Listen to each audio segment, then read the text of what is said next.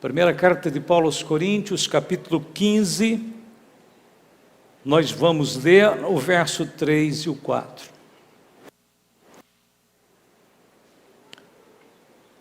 Verso 3. Porque primeiramente vos entreguei o que também recebi, que Cristo morreu por nossos pecados segundo as Escrituras, e que foi sepultado, e que ressuscitou ao terceiro dia, segundo as Escrituras. Em seu escopo, a morte de Cristo tem duplo aspecto. Ela tem um aspecto universal, mas também tem um aspecto restrito. É universal em sua suficiência, mas é restrita em sua eficiência. É para aqueles que creem. As Escrituras apresentam a expiação como tendo sido efetuada a favor de todos os homens. Isto é suficiência, salvação para todos. Por conseguinte, não é a expiação que é limitada, mas a aplicação da expiação através da obra do Espírito Santo. A obra é suficiente, mas a aplicação da obra tem que ser individual. Tem que ser pela livre escolha do homem em crer e aceitar o que o Senhor fez por ele. Nós vamos então dividir essa breve palavra de ensino em alguns pontos. O primeiro é que Cristo morreu pelo mundo inteiro. Isto é lindo, maravilhoso. A vontade de Deus é que todos os homens se salvem. A obra de Cristo foi suficiente para salvar todos, desde o mais miserável e pecador dos homens. E todos que se apegarem a Ele serão efetivamente salvos. Porque Deus amou o mundo de tal maneira que deu o seu Filho unigênito, para que todo aquele que nele crê não pereça, mas tenha vida eterna. Porque Deus enviou o seu Filho ao mundo não para que condenasse o mundo, mas para que o mundo fosse salvo por ele. João 3, 16, 17. Neste texto áureo do amor, da prova do amor de Deus, nós temos a suficiência e a eficiência. A suficiência, Deus amou o mundo. A eficiência, para todo aquele que nele crê. Em Hebreus capítulo 2, verso 9 está escrito: vemos, porém, coroado de glória e de honra, aquele Jesus que fora feito um pouco menor do que os anjos, por causa da paixão da morte, para que pela graça de Deus provasse a morte por todos. A suficiência está em todas as Escrituras. E Ele é a propiciação pelos nossos pecados. E não somente pelos nossos, mas também pelos de todo o mundo. Este é o primeiro pensamento. Cristo morreu por todos. Segundo, Cristo morreu por cada indivíduo, por cada pessoa. Ninguém pode pensar que Deus se esqueceu dela. Ninguém pode dizer, um dia, talvez na eternidade, dizer: eu estou perdido porque Deus não preparou uma salvação capaz, suficiente, para que todos pudessem ser salvos. Isso não vai acontecer. Isto jamais aconteceria, porque Deus, quando preparou a salvação, Ele derramou do seu dom da graça, de forma abundante, suficiente para alcançar todas as pessoas. Continuando, Cristo morreu pelos pecadores. É bem claro isso nas Escrituras. A Bíblia diz: porque Cristo, estando nós ainda fracos, morreu a seu tempo pelos ímpios, Por que apenas alguém morrerá por um justo? Pois poderá ser que pelo bom alguém ouse morrer. Mas Deus prova o seu amor para conosco em que Cristo morreu por nós, sendo nós ainda pecadores. Romanos 5, versos de 6 a 8. Um escritor disse: a obra de Cristo estende-se a todos os homens e sobre todos os homens. Seu paralelismo com os efeitos do pecado de Adão é visto no fato de que todas as criaturas humanas, como por exemplo, as crianças e outras pessoas incapazes, irresponsáveis pela sua maturidade, incapazes de rejeitá-la, são salvas sem o seu consentimento. É um único caso em que Jesus salva sem o consentimento. As crianças não sabem ainda, por consciência própria, por maturidade, que estão em pecados. Então Deus as salva sem consentimento. Assim como elas se tornaram pecadoras sem consentimento, por estarem debaixo do pecado congênito praticado por Adão, assim também elas estão debaixo da graça de Cristo. Aí se inclui as crianças, os débeis. Não há nenhuma dúvida, ninguém precisa de ficar desesperado. Será que ele vai me aceitar? Eu pequei muito. Jesus disse: eu não vim chamar os justos, vim chamar os pecadores. Há um sentido em que se pode dizer que Cristo morreu particularmente pela igreja. Aos Efésios, capítulo de número 5, verso 25.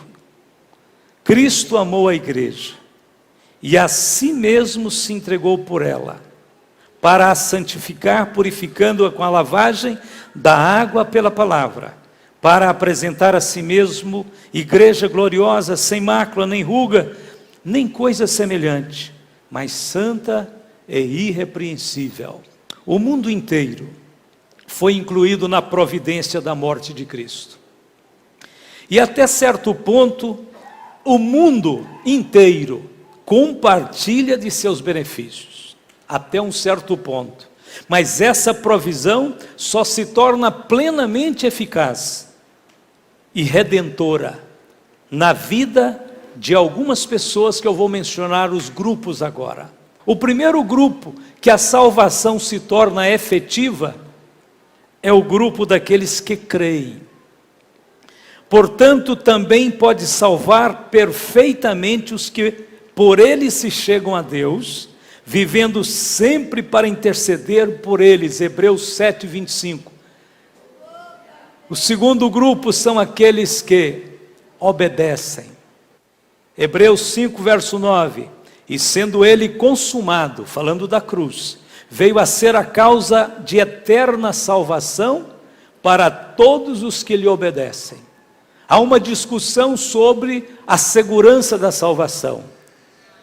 Uns vão para um extremo, outros vão para outro extremo. Um extremo é aquele que diz: uma vez salvo, salvo para sempre, sem levar em consideração esses passos, esse posicionamento que é tão claro nas Escrituras. Ou seja, uma pessoa que é salva passa a ter algumas atribuições para manter a sua salvação, que vem de Cristo, mas depende do seu posicionamento correto perante Deus, perante o mundo, perante o pecado, perante Satanás e seus demônios. Se uma pessoa diz que aceita Jesus, mas se compromete mais na frente com os demônios, Jesus não tem como salvá-lo.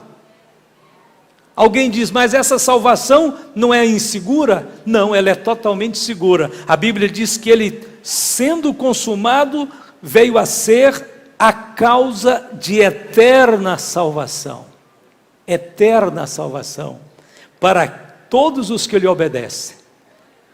O fato da obediência aqui não sugere perfeição, mas sugere um coração sempre persistente e pronto para ouvir a voz de Jesus Cristo e procurar segui-la. Um extremo é este, em que uma vez salvo, salvo para sempre, sem se importar mais com as responsabilidades pessoais. O outro extremo é aquele: eu não sei se estou salvo, eu só vou saber se estou salvo o dia que eu estiver dentro do céu. Isto é uma ignorância. Jesus disse: quem crê tem a vida eterna. Se você estiver esperando ter certeza da vida eterna só quando chegar no céu, possivelmente a sua fé é defeituosa, e a sua fé defeituosa não é a fé salvadora. Você tem toda a razão de estar inseguro. Quando eu vejo alguém dizer, já vimos pessoas até que deste púlpito dizer, ninguém pode dizer que está salvo. Quando alguém está dizendo isso, é porque os moldes, as condições pela qual ele veio a Cristo, foram condições não bíblicas. Por isso ele não tem segurança, por isso ele está com medo, por isso ele acredita que salvação só é consumada, só é segura depois que estivermos pelo lado de dentro do céu.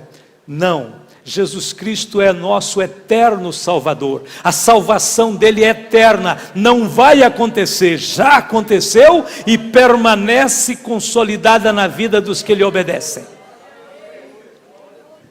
1 Timóteo 4,10 tem um outro grupo. Porque para isto trabalhamos e lutamos, pois esperamos no Deus vivo, que é o Salvador de todos os homens, principalmente dos fiéis. A expressão Salvador de todos os homens é a provisão, é a suficiência. Principalmente dos fiéis é a eficiência. Quarto grupo, Hebreus 3,14. Porque nos tornamos participantes de Cristo, e vem um se, retivermos firmemente o princípio da nossa confiança até ao fim. Este grupo aqui, com quem que ele se parece?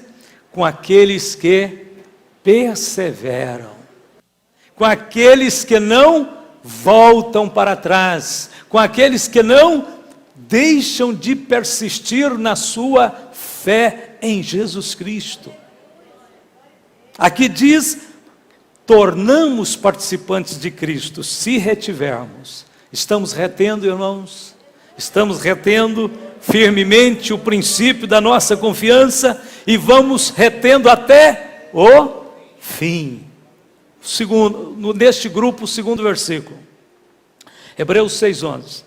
Mas desejamos que cada um de vós mostre o mesmo cuidado até o fim, para a completa certeza da esperança.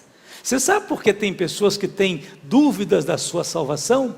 Porque ele também tem dúvidas se quer seguir a Jesus até o fim. Só isso. Quem não tem dúvida de que quer seguir Jesus até o fim? Quem não tem dúvidas? Eu não tenho. Quem não tem dúvida? Então, quem tem dúvidas, também tem dúvidas da sua salvação. Eu lamento muito estar numa igreja em que a Bíblia é tão bem orientada, bem explicada, e você ainda está com dúvida. Mas a única dúvida sua, se você está salvo ou não, repousa no seu compromisso de seguir a Jesus até o fim. Não é minha responsabilidade mais, é sua. É só sua. Terceiro versículo.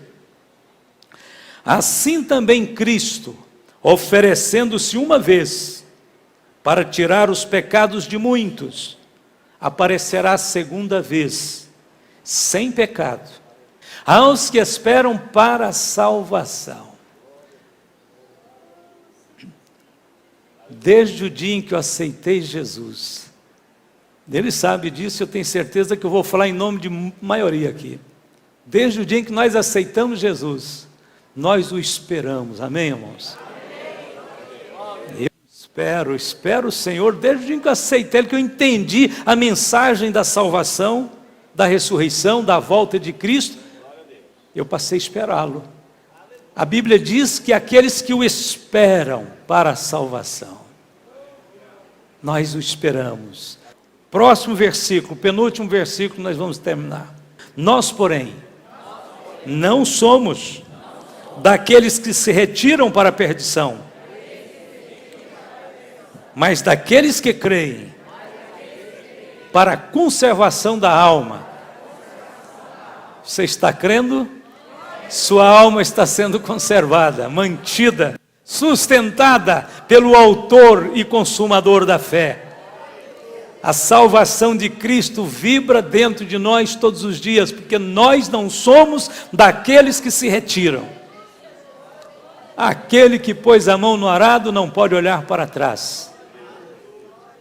Aquele que decidiu seguir a Cristo deve seguir glorificando a Ele o tempo todo, dia após dia.